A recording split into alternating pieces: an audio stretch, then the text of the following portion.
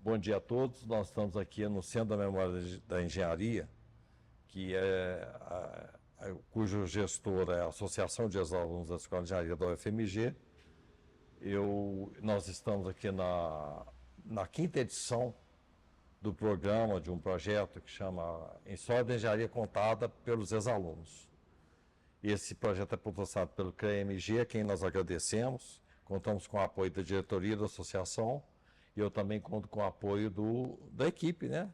De filmagem, de produção.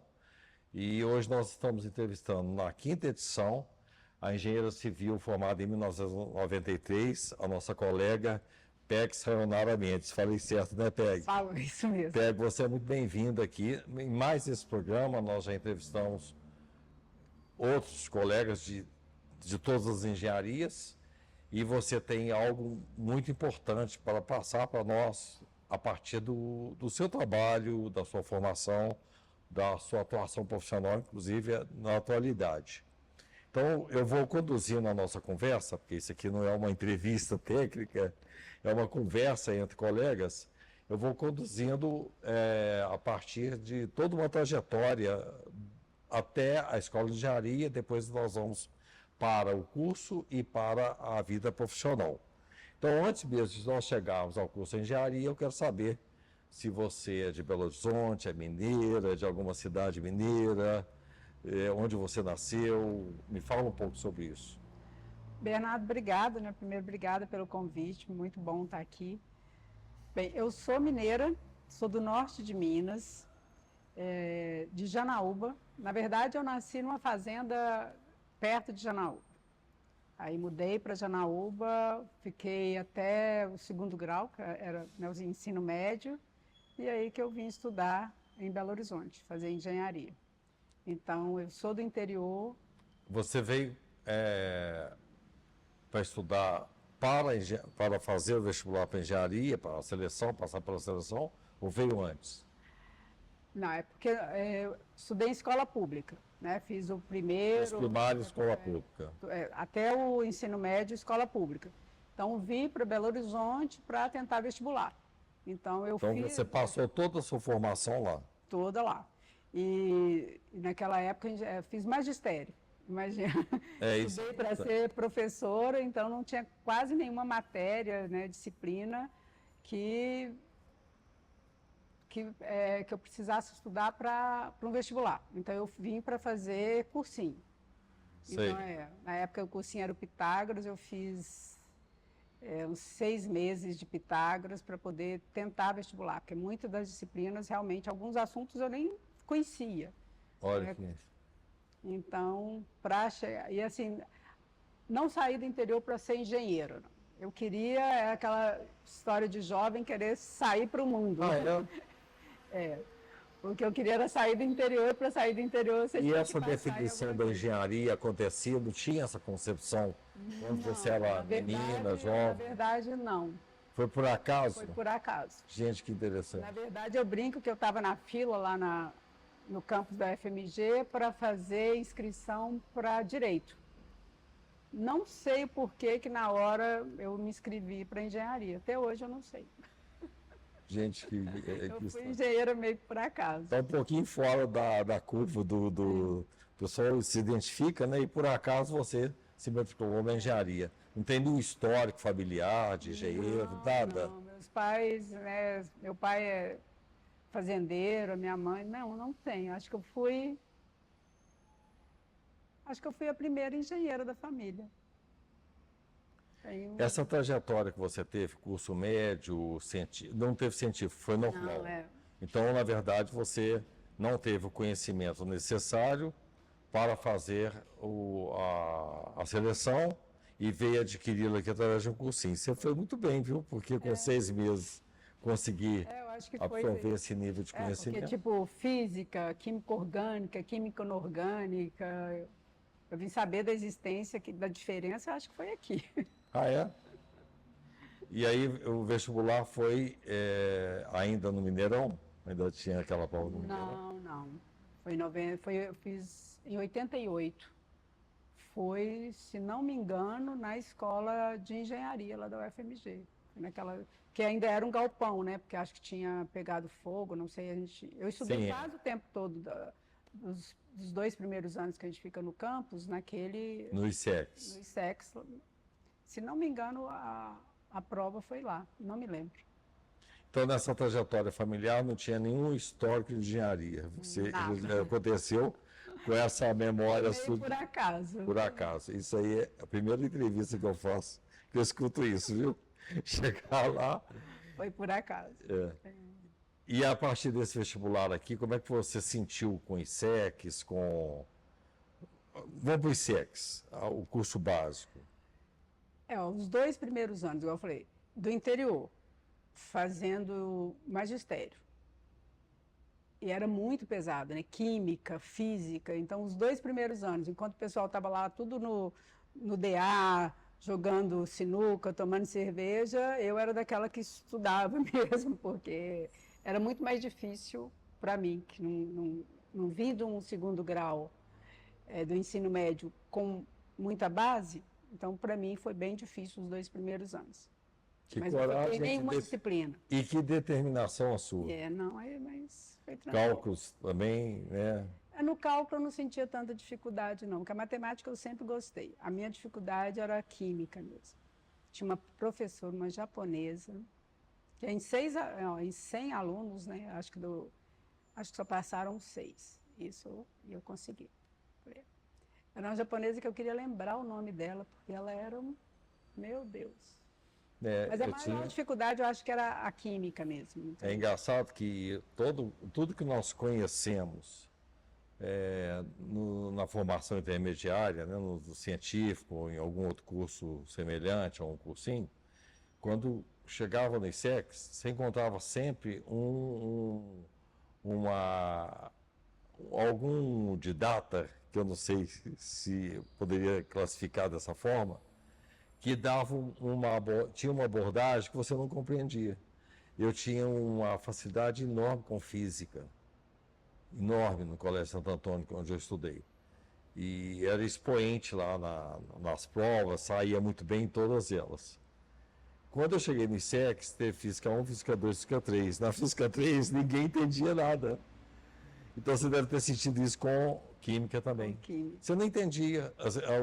A turma fala, não estou conseguindo entender nada do que está sendo repassado. Então isso aí acho que é algo que eu não sei se continua acontecendo, mas parece que existe o artista do ensino e o outro que não tem aquela didática e que não consegue fazer interlocução.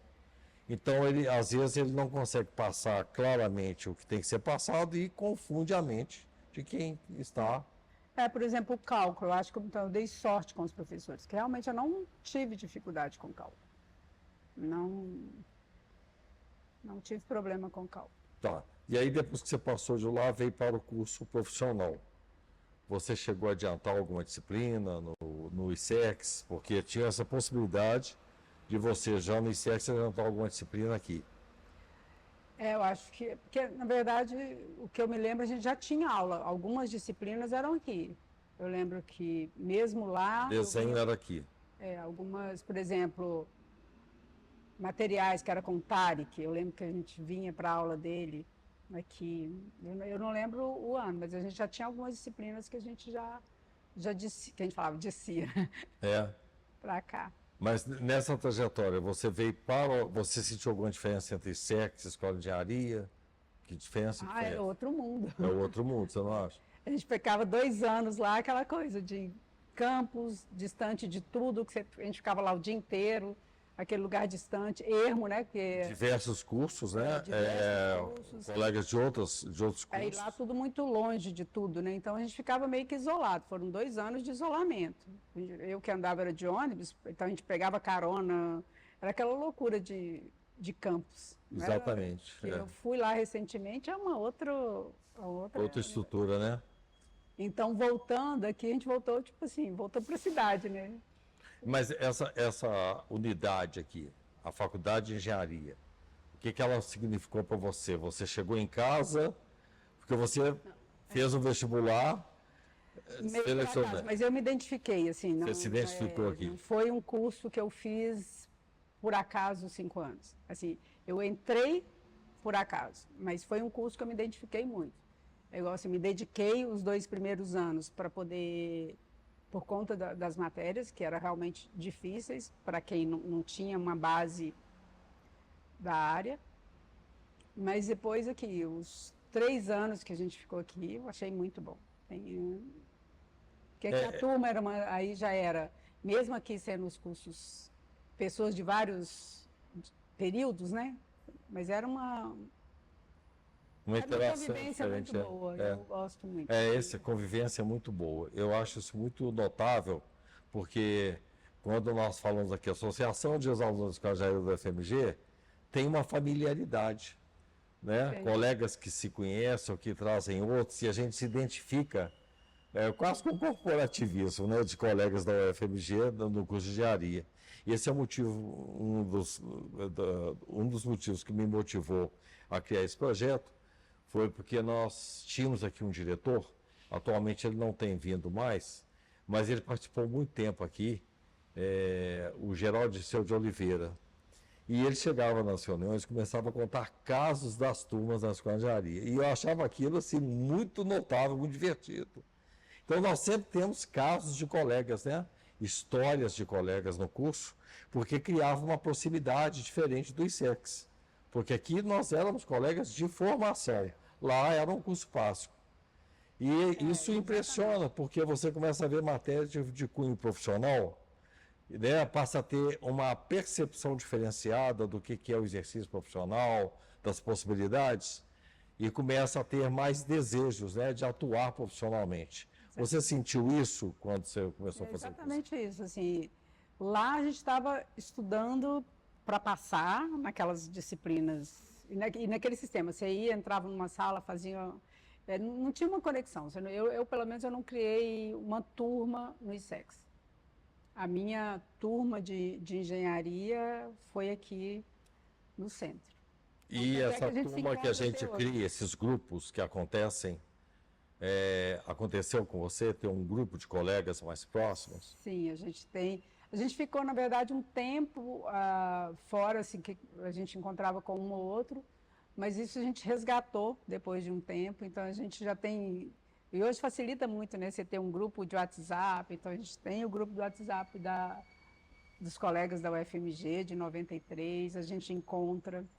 Que eu acho que uma coisa muito boa que a UFMG faz é aqueles encontros, né? De 25 anos, que isso a gente resgatou muita gente.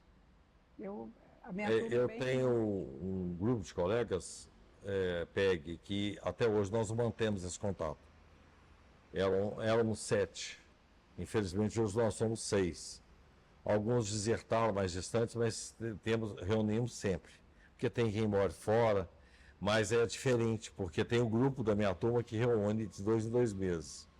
Mas eu tenho o meu grupo, que é um grupo, assim, que era realmente diferenciado, do seu ponto de vista, assim, das identidades, né? Os grupos se identificam. Então, nós ainda mantemos esse contato, temos o nosso grupo de WhatsApp, nós mantemos o contato. A gente tem o grupo grande, né, que é esse de WhatsApp, e logo tem as células dentro, né, aqueles amigos mais próximos. Né? Então, por tudo isso, eu acho que a Escola de Engenharia, no passado, promoveu essa familiaridade. A minha visão, eu não estou sendo entrevistado, estou fazendo entrevista, mas eu só quero dar uma imagem para você, que eu não sei se você tem a mesma opinião. A escola hoje já não é mais aqui, ela já foi para o campus. E quando ela foi para o campus, a primeira percepção que eu tive é de que iria romper com esse histórico de proximidade que acontecia aqui. E parece que já rompeu. Nós sentimos isso hoje com relação à memória, porque aqui é o Centro da Memória da Engenharia. E nós temos a Associação de Ex-Alunos para nós trabalharmos conhecimento, divulgação, memória da engenharia. Mas parece que isso no futuro pode ficar comprometido, porque dispersou muito aquela unidade de engenharia em um campus que você tem contatos com outras áreas.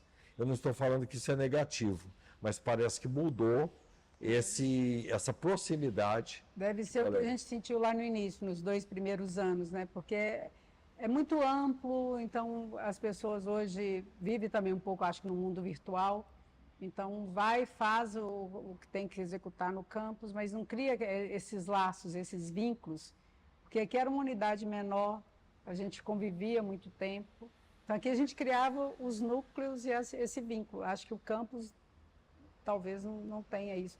Eu não acompanho mais. Eu acompanhei muito, então... percebi isso claramente, e aqui na associação nós percebemos o nível de interesse de um ex-aluno de gerações passadas com os atuais alunos ou recém-formados que não têm realmente, não manifestam essa continuidade, essa proximidade. A associação aqui está fazendo algum trabalho de...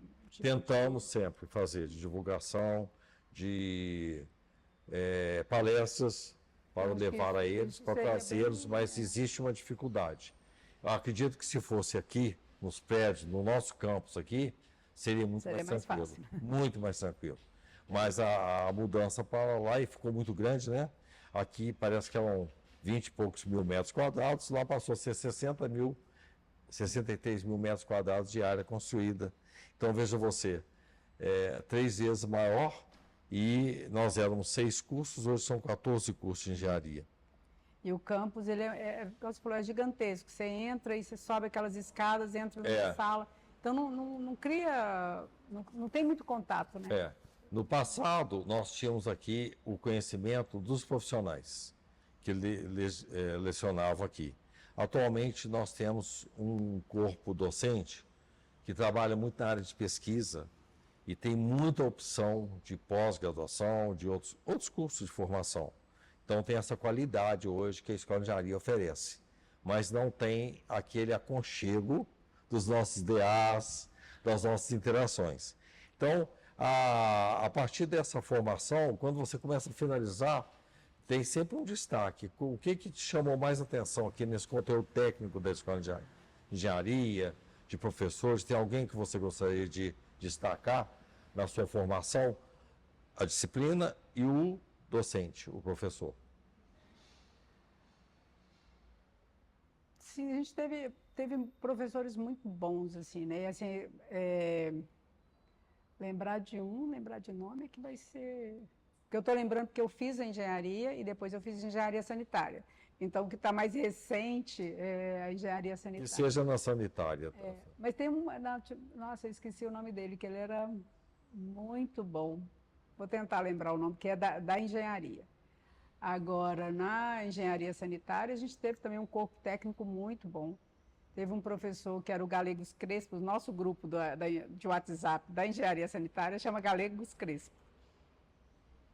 Mas além do galego, que eram disciplinas novas, né? Quando eu fiz a engenharia civil, aí já pode falar um pouquinho da área profissional? Pode. Que eu fiz engenharia civil, optei por cálculo estrutural, aí fui fazer estágio no escritório de cálculo estrutural, fiquei acho que 1 ou 2 anos, acho que uns 2 anos. Mas aí fiz concurso para a prefeitura, para a SLU, que é a Superintendência de Limpeza Urbana.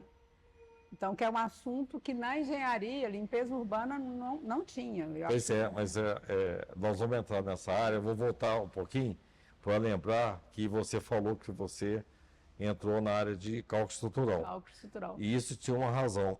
Não sei se aconteceu com você, que você formou em 93. 93. Eu formei em 78, era clássico os alunos caminharem para o cálculo estrutural. Porque o departamento de estruturas era um departamento que exigia muito, com um acervo de disciplinas maior, e o conteúdo muito analítico nos motivava muito, porque é muita engenharia técnica aplicada, né? Mas quando você viu uma disciplina tipo saneamento, tinha uma disciplina de saneamento que era do SNAR, que professor Snar. Você lembra dele? Lembro, foi meu professor. Era extremamente motivante a disciplina, motivante, porque eu nunca vi tanta didática, tanta habilidade para passar uma informação, carismático, e nós todos gostávamos da aula de saneamento básico. Nós não conhecíamos nenhuma outra disciplina de saneamento no curso de formação. Só tinha uma disciplina. Era só essa. No seu curso tinha só uma ou tinham mais disciplinas? Que eu me lembro só essa, só lembro do Só hidráulico, essa, né? só- Transportes era uma ênfase que ninguém queria fazer. Eu acho que da minha turma, acho que só uma aluna. É exatamente assim, quem optava por fazer transporte estava optando por, na nossa visão, pela área, o segmento mais facilitador que tinha para formar engenharia. Era transportes, materiais, eu não sei se tinha materiais, Tinha, que era outra área saneamento, também, estruturas. Então, era assim, o top da engenharia era estruturas. E como isso mudou? Ou você... Tinha um professor também da estrutura que ele era muito bom, mas eu não. Assim, eu acho que eu escolhi a estrutura por conta dele, mas eu não lembro o nome.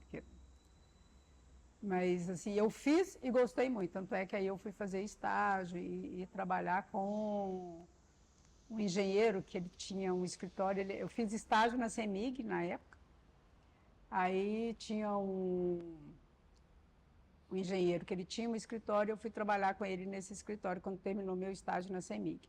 E aí eu continuei com estrutura até passar no concurso. Então você formou em estrutura aqui. E aí a sua trajetória para o saneamento? Você fez saneamento, voltou aqui para fazer ênfase em saneamento?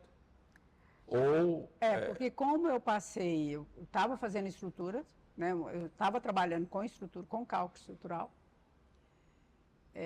mas aí eu passei no concurso da prefeitura e num órgão de limpeza urbana. Aí que eu senti falta de me aprimorar no setor, porque igual eu falei, você falou, tinha só saneamento básico, a gente tinha uma pequena noção. E aqui na escola de engenharia tinha a engenharia sanitária e ambiental.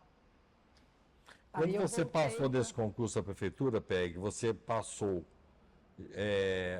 por um cargo de engenheira ou já interessada na área de resíduos? Então, era um concurso para engenharia. Engenharia. Aí você caiu na área de resíduos. E aí eu passei para a SLU, que era na área de resíduos, né, saneamento. Isso acontece demais. Eu falava muito com meus colegas e ex-alunos, né? Que o engenheiro ele faz o curso básico aqui, mas na verdade ele não sabe o que ele vai ser, porque o mercado é que te dá a oportunidade. Eu falava com eles, olha, tem engenharia em hospitais. Imagina, o hospital é uma indústria. Imagine você o que é uma manutenção de equipamento da parte elétrica, ar, a parte de, como é que fala, de gases, incineração, higienização, manutenção, os resíduos, imagina. Tem engenharia pura e aplicada em hospitais. É muita engenharia. E os eletrônicos todos, né, os equipamentos, sala de cirurgia, geradores, é uma indústria o hospital, e diversa, com manutenção, limpeza, higienização, segurança, né? Então, tudo isso é comprometedor. E nós vamos entrar nisso daqui a pouquinho. Eu só quero explorar um pouco essa... Veja você caiu na engenharia, entrou para a prefeitura e foi para resíduos. Aí você viu que gostaria, era a questão ambiental, você veio para a escola novamente? Aí eu voltei para a escola e eu fiz a engenharia sanitária e ambiental, que na época era engenharia sanitária e ambiental, né? Hoje eu acho que já separou a engenharia sanitária da ambiental. Me parece que nesse prédio, né? Foi naquele prédio da engenharia. Não foi aqui nesse prédio, não? Não, foi no prédio da engenharia. Aqui, nesse prédio, eu acho que eu nunca vi. Tinha do lado que era de materiais, né? Eu lembro que a gente fazia o laboratório de materiais que era ali do lado. Mas aí eu fiquei aqui 1 ano e meio fazendo a engenharia sanitária e ambiental. E aí, quando essa sanitária e ambiental, você pode falar um pouquinho dela para nós? Porque você conhece mais do que eu, você pode ter certeza. Fala um pouco sobre esse curso, a experiência que você teve aqui. Foi quase que um divisor mesmo, porque eu falava, estou na engenharia, né, estudo, escolho cálculo estrutural, porque igual você falou, era uma tendência, talvez eu tenha ido mas eu gostava muito, era, né, estrutura metálica, eu era fascinada. Fascinante. Estrutura pontes metálicas, obras de arte. Então, eu achava que era esse caminho. Como eu fiz o meu estágio na CEMIG, foi na área de barragens, então aí que você fica mais fascinado com grandes obras, então eu achava que esse era o meu caminho. Aí fui para um escritório de engenharia, mas assim é mercado.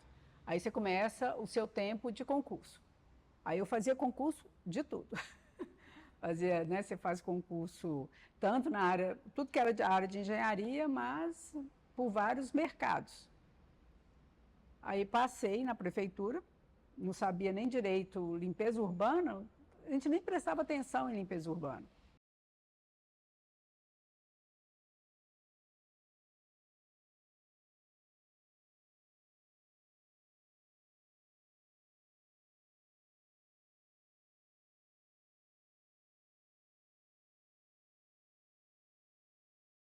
Bom, nós vamos dar continuidade à nossa entrevista. Eu estou aqui hoje com a Peg Sayonara Mendes, engenheira civil formada em 1993 aqui na Escola de Engenharia. Esse projeto, lembrando, por quem está nos assistindo, é a história da engenharia contada pelos ex-alunos. Nós estamos aqui no Centro da Memória da Engenharia e cujo gestor ou gestora é a Associação de Ex-Alunos da Escola de Engenharia da UFMG. Mais uma vez, agradeço a sua presença aqui, Peg. Nós estamos aqui quentes no assunto dos resíduos, porque dificilmente o engenheiro, no passado, fazia engenharia pensando em trabalhar com resíduos. Isso é certo como nunca. Isso não existia. Eu quero aproveitar para, mais uma vez, agradecer o CREA-MG, que é patrocinador desse projeto, e que eu peço que continue nos promovendo, porque tem nos ajudado muito nessa divulgação da memória e do conhecimento, né? Da diversidade de ações da engenharia, né? Bom, voltando então à nossa conversa, eu antes vou voltar um pouquinho, porque você fez o concurso para a prefeitura e entrou para a SLU quando você não sabia. Hoje você continuou na SLU e está em cargo de grande responsabilidade na SLU. Então, quando eu vejo você falando de todas essas possibilidades, eu fico confortável. Eu pretendia fazer essa pergunta para você antes, e aí eu lembrei que nós estamos numa entrevista que eu posso fazer aqui agora, que é exatamente essa questão. Como resolver alinhar a questão do resíduo com a questão ambiental, com o passivo ambiental e com o passivo social que está acontecendo. Porque você tem um passivo social que ele tem uma diversidade de... Temos que tomar cuidado para respeitarmos a situação. De origem de fatos que promovem o passivo social. Tipo, uma indústria chega no município, vai embora, as pessoas migram para o município, ela vai embora do município, é um passivo social, né? Aqui no centro urbano como esse, depende do planejamento, da economia, você vai gerando passivos sociais como outras causas de passivos sociais que nós não vamos citar aqui por respeito às vítimas dessas causas, né? Então tem a questão dos resíduos, que foi um meio de vida assim, que ele gera recurso. O passivo, o resíduo, ele gera recurso, e as pessoas não sabem disso. Famílias podem ser sustentadas com resíduos. Isso é tudo colocado no lixão, tem um grande volume e dá muito mau trabalho. Aí nós estamos quentes aqui na Praça João Pessoa. E depois eu quero saber de você, nós vamos explorar um pouco mais a Praça João Pessoa aqui em Belo Horizonte, como dizer outros pontos. Mas eu quero saber de você depois qual que é a perspectiva para nós falarmos que nós alcançamos um resultado satisfatório com relação a resíduos. Porque os resíduos não são só urbanos, eles são industriais, são orgânicos, são de fazendas, são de minerações. Então eu quero que você avance agora na Praça João Pessoa, depois você fala da visão geral, para tentar contornar essa questão ambiental e social. Exagerei, não foi? Bernardo, você está querendo muito de mim. Então vamos. Então, voltando um pouquinho, né? Então, eu estou na SLU há 28 anos. Então, nesse período, já passei por vários setores dentro da SLU. Do planejamento, da coleta, de pensar soluções para a cidade.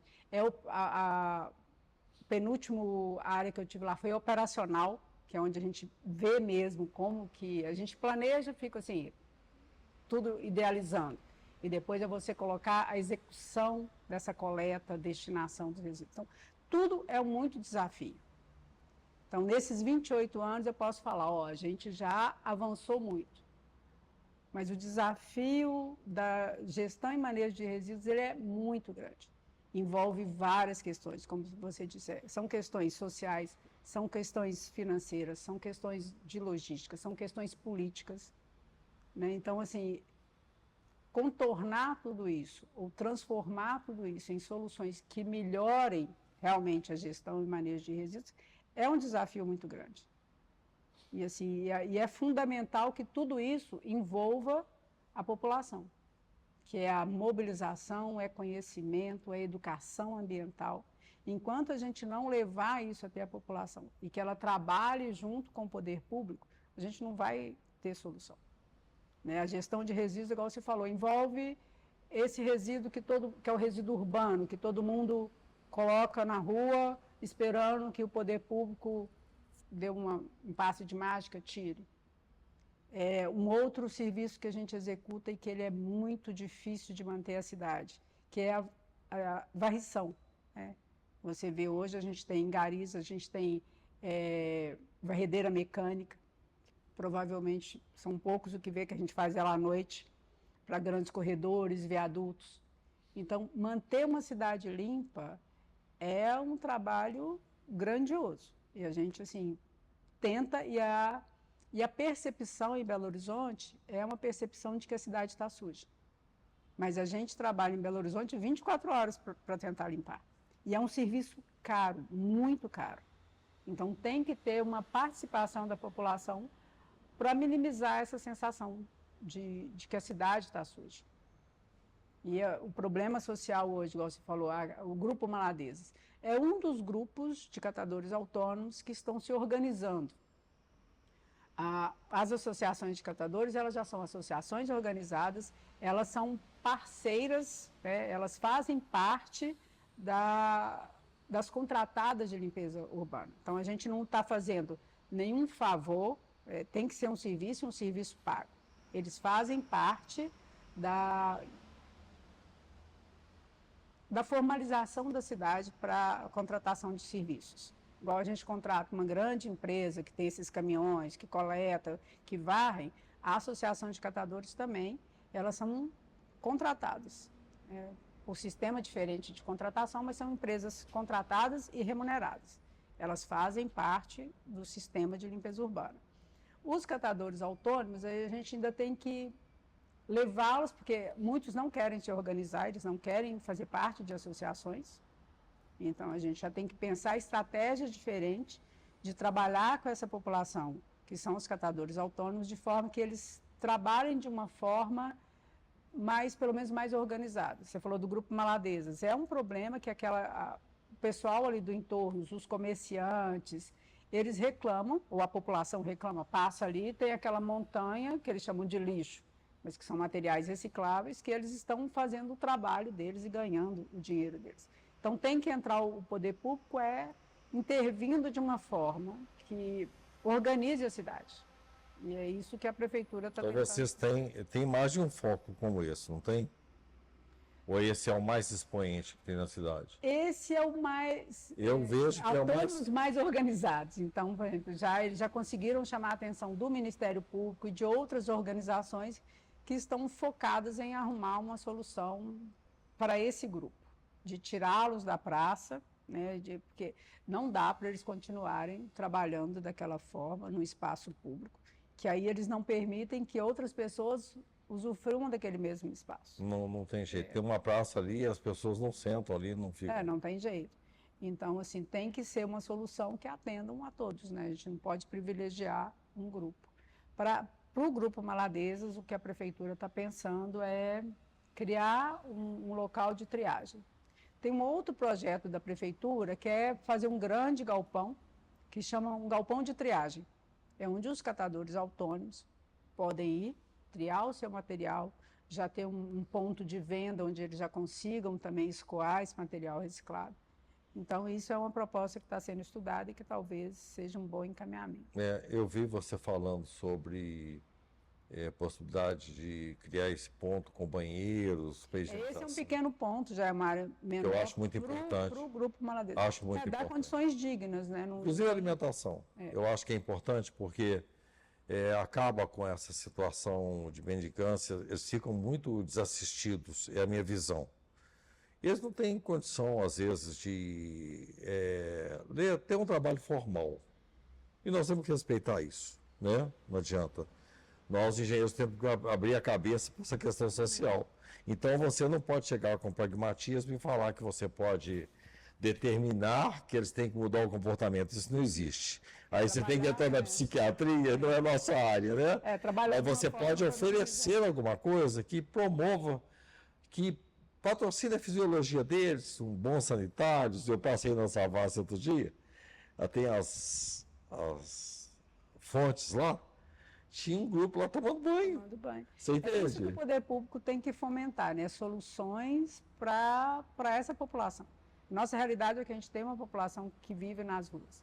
A gente tem agora que criar, não é a minha área de trabalho, mas tem uma secretaria específica para trabalhar com a população de rua. Mas essa questão sistêmica, Peg, a minha visão aqui, quando eu trabalho, nós trabalhamos aqui também com divulgação disso, palestras, na questão da engenharia pública, da infraestrutura, você tem que contemplar todas as frentes.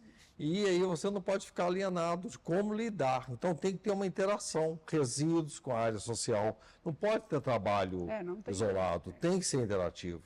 Então, quando eu vejo uma unidade dessa, eu consigo enxergar nessa unidade o que eu vi lá nessa UP, o que ele é? O RPV. O RPV? PV? Eu falei com a senhora lá, eu tenho um local para lavar minhas mãos? Tem sim, foi lá, tinha um tanque, lavei minhas mãos, tudo higiênico, tudo agradável, tudo separado, organizado, com lixo orgânico, com lixo vegetal, na verdade, né? Eu não sei como é que vocês chamam. Que ela é poda, né? Tem material de poda. Tem, E tem os carroceiros, tinha muitos carroceiros, ultimamente não tenho visto não, que entrava com a carroça lá. Ainda tem carroceiro. Esse projeto ainda a ideia da prefeitura, isso não vai ser permitido mais, mas tem um tempo. Por causa da questão do animal, né? Tem que... Bom, então, por tudo isso, você tem que ter uma visão sistêmica, com certeza. Que é a questão da engenharia, que é um processo, né? E de grande custo e grande demanda, e tem a questão social. Tem que ser transversal, todas as áreas. Não tem como você ficar trabalhando isoladamente. Então, esse projeto tem que ser amplo. Então, só para adiantar para você, nós temos uma ex-colega aqui, ex-aluna, que ela está atuando junto à Rede Cidadã. E, segundo ela colocou, eles estão lá em São Paulo, é voluntário. Eles recuperaram não sei quantos 6 mil moradores de rua. Diz que já tem... É o projeto Rede Cidadã? Eu fiquei surpreso, porque eu imaginei que tem uma dificuldade muito grande para esse nível de assentamento deles, do ponto de vista da motivação, da higienização, do trabalho, da saúde individual, da fisiologia dele, da saúde física e psíquica dele. E eles têm feito isso. Então, o que ela me colocou é o seguinte: tem os que você tem condição de trabalhar e os que você não tem condição de trabalhar. Entendeu? Então, eu não sei como que a área social e a área de saúde lida com isso, ou tem como lidar com isso. Mas muitos desses empreendedores individuais, né, que reciclam, que catam lixo e vendem, muitos deles conseguem viabilizar a própria vida com isso. Os que estão em associações, eles assim, é outro nível, né? Como assim, eles já estão organizados, já sabem dos seus direitos, dos seus deveres. Tem a Associação Nacional dos Catadores, que é a ANCAT, que aí eles já se organizaram, já estão assim, então tem a Associação dos Catadores aqui. ANCAT. Então tem o Movimento Nacional de Catadores. Então hoje, assim, eles já estão muito mais estruturados, muito mais capacitados. Esse projeto Rede Cidadã, eu vou conhecer ele um pouco mais, acho que amanhã, que tem a Secretaria de Assistência Social, ela chamou a Prefeitura para, junto com os idealizadores desse projeto, para mostrar esse projeto para a gente. A prefeitura ela já aderiu, o ano passado tem um termo de adesão ao Procatador, que é um programa do governo federal, que a prefeitura aderiu a esse projeto. E um dos primeiros movimentos é esse projeto Rede Cidadã, que está em Belo Horizonte, que eu acho que era o Brasil inteiro. Eu não vou saber te informar direito, porque realmente eu vou... Eu tenho contato com ela é mais presente, eu tenho um contato mais direto com ela. Como que ela chama? Ângela Alvarenga. Ângela Alvarenga. Pode ser que eu vou... E ela falou que a Prefeitura de São Paulo assumiu muito esse projeto. Na década de 80, são dados, nós tínhamos 20 mil famílias, aproximadamente, sob uma estatística, que viviam de resíduos sólidos. Materiais recicláveis. Materiais recicláveis. Em São Paulo, 80 mil. Imagina, na década de 80. Imagina hoje, com certeza, o padrão de resíduos subiu, o volume subiu. Não, a geração é assustadora.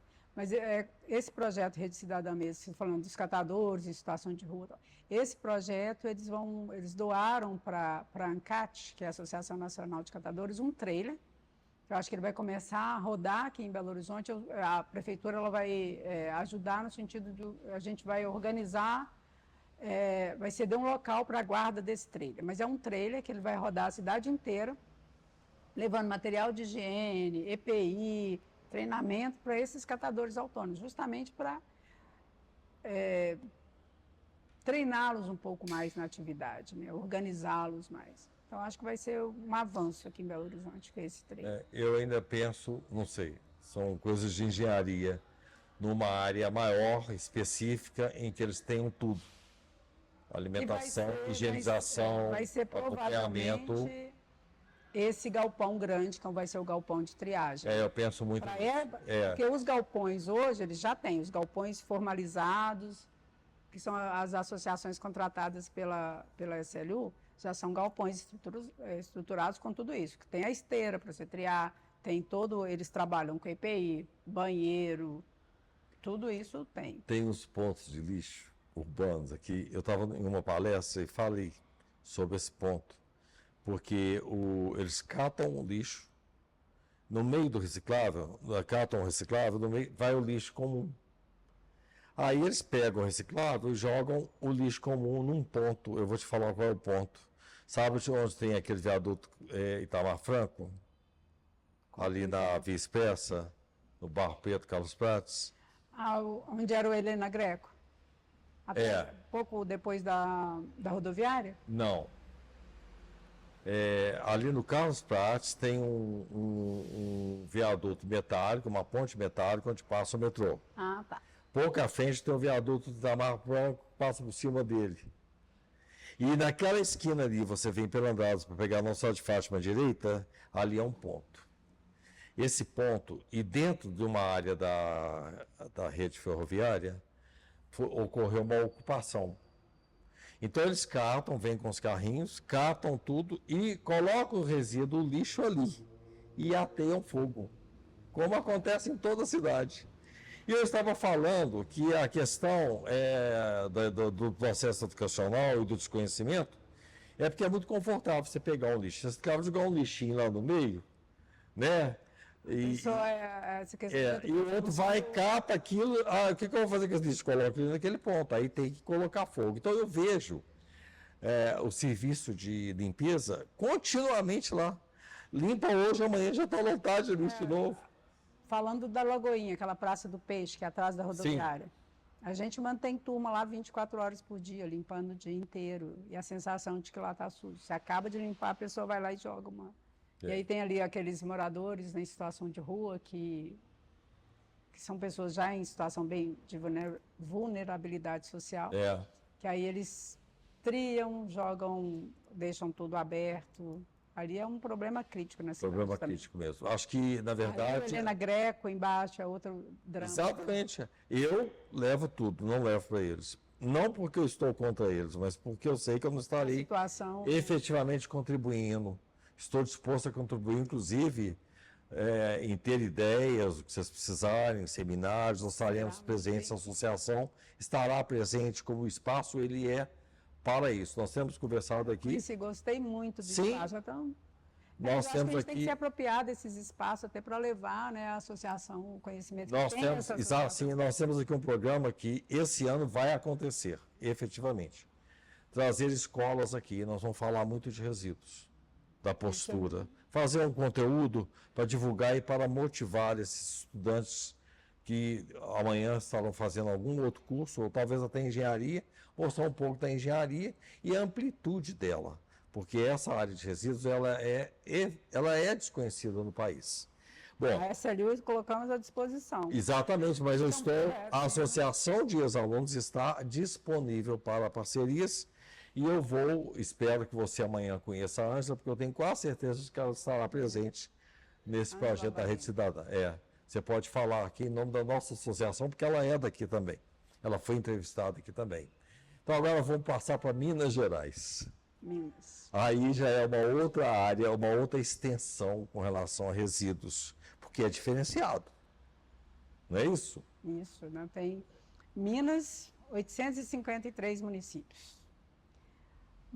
A grande maioria, eu não sei se é 80%, são municípios com menos de 50 mil habitantes. Uma área rural extensa. Então, aí a gente já pode pensar em como atender a geração de resíduos em área rural. A gente é um estado minerador, a questão de resíduos de mineração. A gente tem indústria, então, assim, o desafio também de gestão de resíduos em Minas Gerais também é muito grande. A gente tem poucas, por exemplo, indústrias de vidro, né, de reciclagem, a gente não tem em Minas. Então, hoje, a gente leva tudo praticamente para São Paulo. Então, é fomentar essa área em Minas Gerais. Não tem nenhum projeto de tentar trazer essas indústrias, terceirizar para elas trabalhar aqui, Teve não? uma de Concessões. vidro que eu não sei, que ia ser no sul de Minas, mas eu não tenho certeza se ela conseguiu se implantar lá. Porque São Paulo acaba sendo o centro, né, do Brasil, então acaba sendo lá. Mas Minas Gerais tem que... E de levar, assim, a gestão de resíduos para todo mundo. A questão, por exemplo, os pequenos municípios, normalmente o saneamento está ligado a obras. Toda a cidade, a Secretaria de Obras é quem trabalha com a limpeza urbana, praticamente em todos. Então, como é que fala? Formalizar, não, capacitar as pequenas prefeituras para levar a gestão e manejo de resíduos sólidos. A Minas Gerais, então, ainda tem quase... Eu não lembro o número de lixões, mas é assustador o número de lixões. Então, de pelo menos erradicar os lixões em Minas Gerais, ter aterro sanitário, no mínimo aterro sanitário. Não aterro controlado, que aterro controlado é a mesma coisa que em pouco tempo vira lixão. Não é uma obra de engenharia. É mesmo? Aterro controlado? Aterro controlado é porque não tem drenagem, não tem extração, né, de chorume, não tem drenagem de gases. Então, assim, coloca uma terra lá no fundo e joga lixo. E a questão das associações microrregionais, os consórcios municipais? A solução são os consórcios. Eu entendo que um pequeno município fica caro para ele construir um aterro. É construir um aterro em consórcio com Os municípios próximos, E eu tenho falado muito isso com eles. A ideia da lei é essa, de ser soluções consorciadas. É isso que vai minimizar a questão da gestão de resíduos. E a questão da mineração, tem alguma política de conscientização ou de legislada para os resíduos de mineração com relação à reutilização deles, né? Em pavimentações, em construções civis? Existe isso? Bernardo, essa eu não vou saber assim, não, o Estado tem, né, a CEMAD e a FEAM, eles trabalham muito com a questão, por exemplo, de barragens de mineração, a questão de rejeito de mineração, mas eu não sei te falar se a gente avançou. Eu acho que a gente está muito atrasado. Eu acredito que sim. E o investimento das mineradoras é alto, né? Eles poderiam, inclusive, ter uma parceria com prefeituras, com estados, porque né? Isso vem, assim, o rejeito de mineração não entra na logística reversa, mas eu acho que é a mesma coisa. A logística reversa você o fabricante ou o comerciante ele ser obrigado a inserir, a recolher esse material ou a tratar esse material que ele colocou no mercado. A indústria da mineração, acho que seria a mesma coisa, ela ser responsável pelos seus rejeitos. E é um material rentável Que também. pode É ser. um material rentável, porque muitos rejeitos como esses que aconteceram já há décadas estão significando, estão sendo viáveis para continuarem produzindo metais. Transformando as nossas montanhas em rejeito, né? É. Mudando a nossa paisagem, e acho que tem essa responsabilidade desse passivo. Sim. Tem que... Eu vi uma obra que é palatável, que foi a recuperação daquela mineração ali em frente ao retiro Morro do Chapéu. Ficou bom? Eu achei que ficou muito bom, porque eu lembro da mineração. Nós temos uma colega. Até o visual é muito triste, né? Esse colega, colega aqui de curso, é amiga, uma engenheira que mora lá no Morro do Chapéu, ela é até calculista. E ela, da casa dela, a gente via a mineração. Hoje é um campo de golfe, tudo recuperado no verde, com lagos, com tudo. Isso é muito bom, né? É. Mas enfim, né, teria que ver o que foi antes também. Eu acho que a gente transformar também todas as nossas montanhas e exportar também. É difícil, é. E a questão da engenharia, você faria engenharia novamente? Com certeza. Com certeza. Eu trabalharia com resíduos novamente? Eu não imagino outro curso, não, sério. Você tem data de finalizar com essa parte de resíduos? Porque eu me sentiria muito motivado de atuar nessa área. E eu não finalizei minhas atividades profissionais até hoje. É muito motivante. Não lembrei ainda não. Aposentadoria ainda não. Não, né? Não, ainda você continua motivada? Isso, sim, com Se certeza. você vier aposentar, você teria condição teria motivação para continuar? Acho que eu continuaria na área, com certeza. É. Assim, talvez com um foco diferente, né? Porque eu estou no serviço público com o olhar do serviço público. Talvez mudando o foco, por exemplo, trabalhando na iniciativa privada, que aí você, com o conhecimento adquirido no serviço público, eu acho que pode ser bem. Então você vai me permitir chamar o Rogério aqui agora para a nossa conversa. Viu? Você autoriza? Autorizo. Rogério, por favor, seja bem-vindo. Eu vou esperar o Rogério um pouco aqui, porque... É engenheiro do resíduo também. Eu quero saber o que o Rogério está fazendo. Casado com uma engenheira de resíduos, né?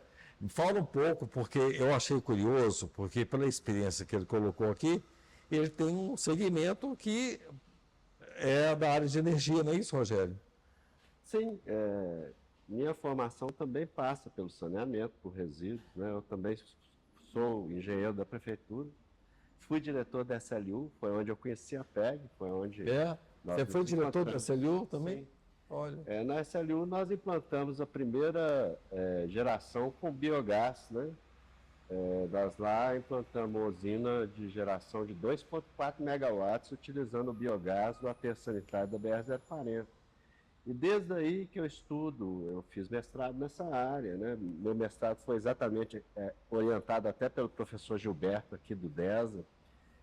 Eu utilizei equipamentos aqui da engenharia, né? Para tratar a questão de gases, era a melhoria do poder calorífico de gases para a produção de energia. E eu fiz lá na ET Arrudas, utilizando os gases, o biogás da ET Arruda, com material dendroenergético, né, que são podas de árvore. Hoje a gente joga fora, a gente desperdiça muita energia com resíduos, por exemplo. Né? Olha só, gente. Material de poda hoje poderia dar aí cerca de 50 megawatts para Belo Horizonte em termos de retorno de energia, por exemplo, só das podas. Só de podas. Uma gestão eficiente de saneamento e de meio ambiente da cidade pode trazer muita coisa nessa área. Então, eu sempre gostei muito disso, né? Eu projetei uma microusina da Pampulha quando a gente substituiu o vertedouro de Tulipa pelo vertedouro de Crista. Hoje a gente tem uma usina possível, que é só instalar equipamento ali que gera 0,5 megawatts possível com projeto. Eu entreguei isso para a prefeitura na minha passagem pela prefeitura.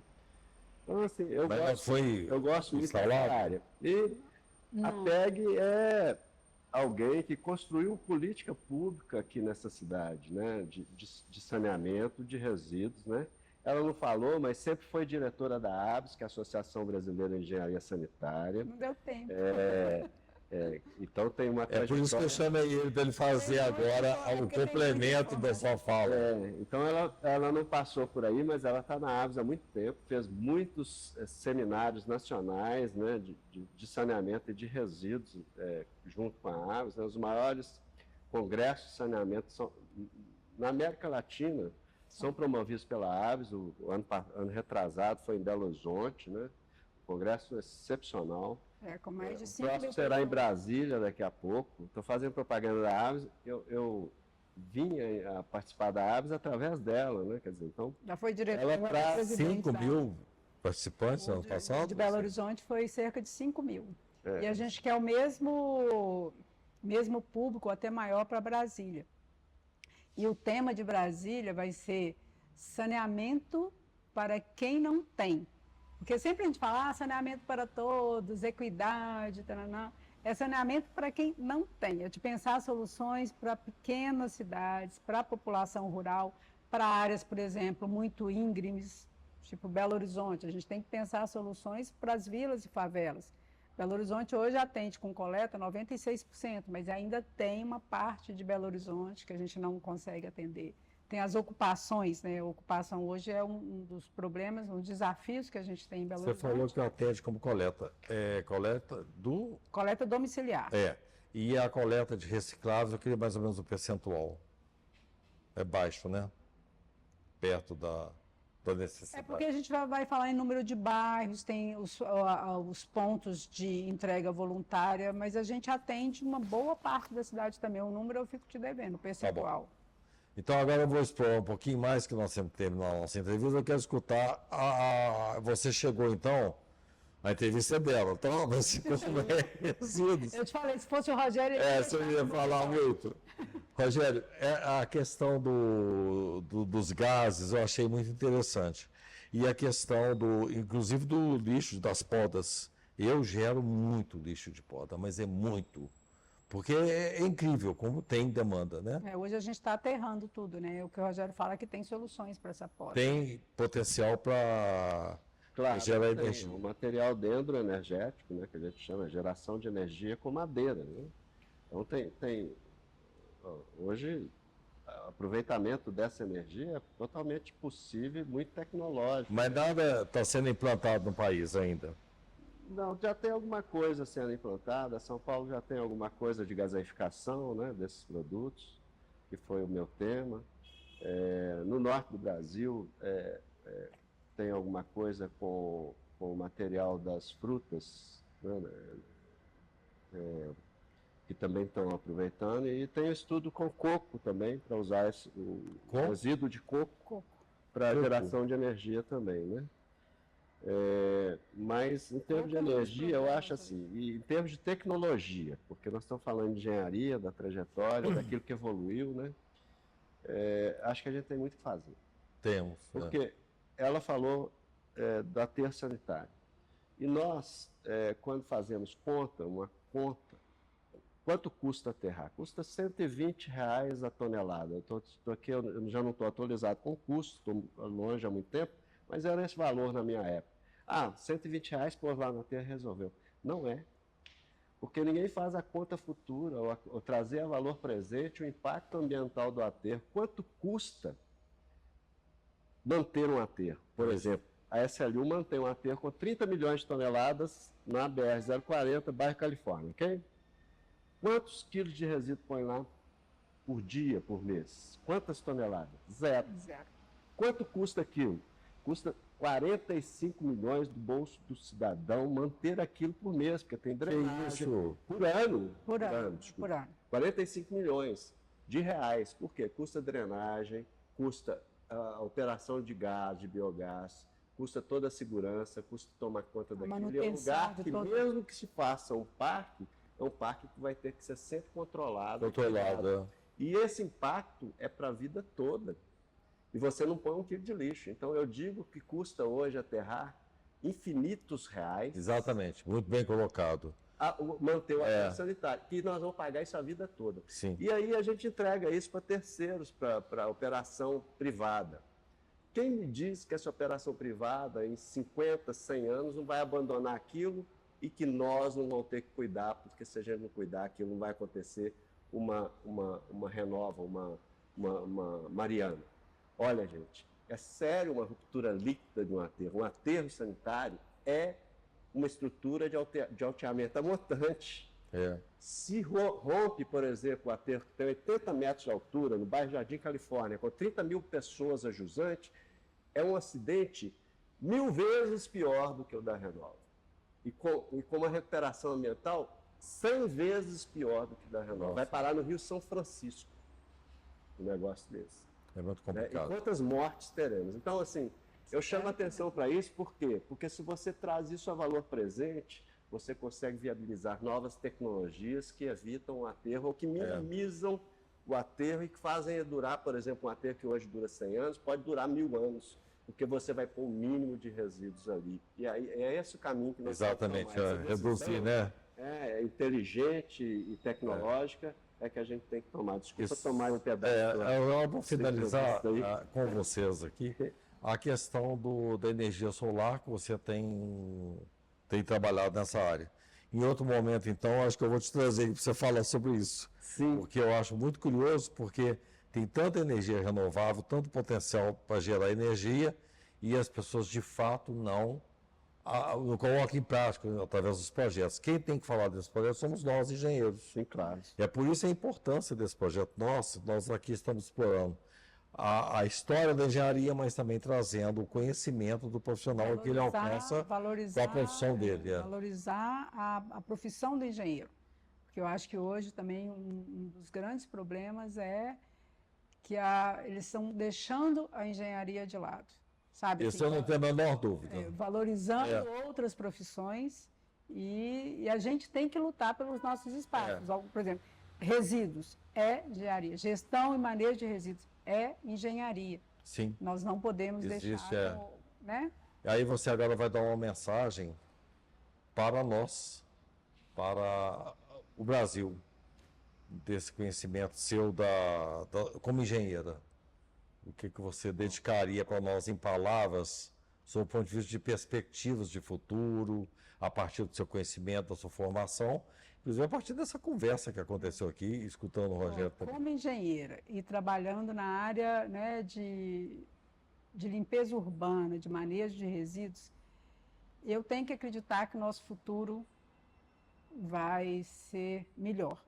Hoje é um desafio gestão de resíduos, mas que a gente precisa inovar, ter tecnologias e ter educação.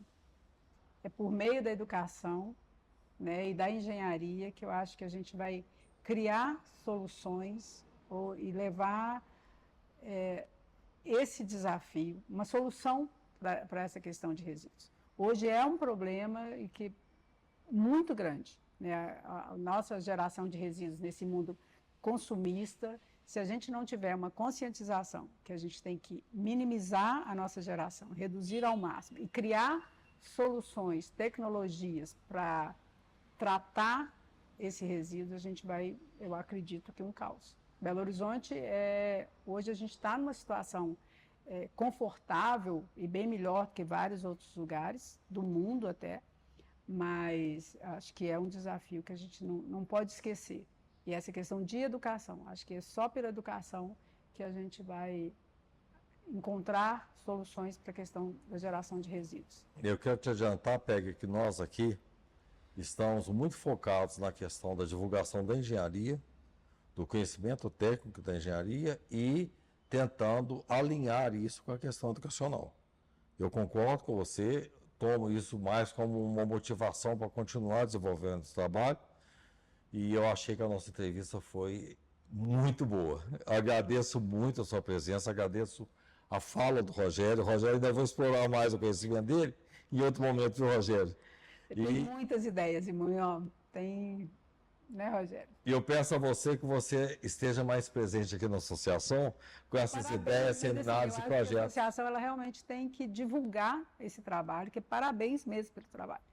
Sabe, é voltar, estou gostando de voltar à escola de engenharia, me senti aqui há 30 anos atrás, deu saudade. Eu fico muito feliz e agradeço em nome de todos da associação a sua presença, a sua fala, trazer para nós esse conhecimento, esse histórico, se dispor, né, a estar aqui conosco. E também nesse momento eu me despeço aqui, nós vamos nos despedir. Agradeço mais uma vez ao CREA-MG pelo patrocínio do projeto. Eu participo a você que esse projeto nós estamos colocando na rede, as entrevistas, e para que todos tenham conhecimento desse acervo intelectual, científico, essas experiências que passam desde o indivíduo, e nós não deixamos do lado da formação, né? Nós até exploramos pouco, porque o conteúdo técnico ficou tão extenso que nós não exploramos. Então, mais uma vez, obrigado, em nome de toda a associação, em nome da Engenharia Mineira e Nacional. Também agradeço, Pedro. Obrigado. Muito obrigado.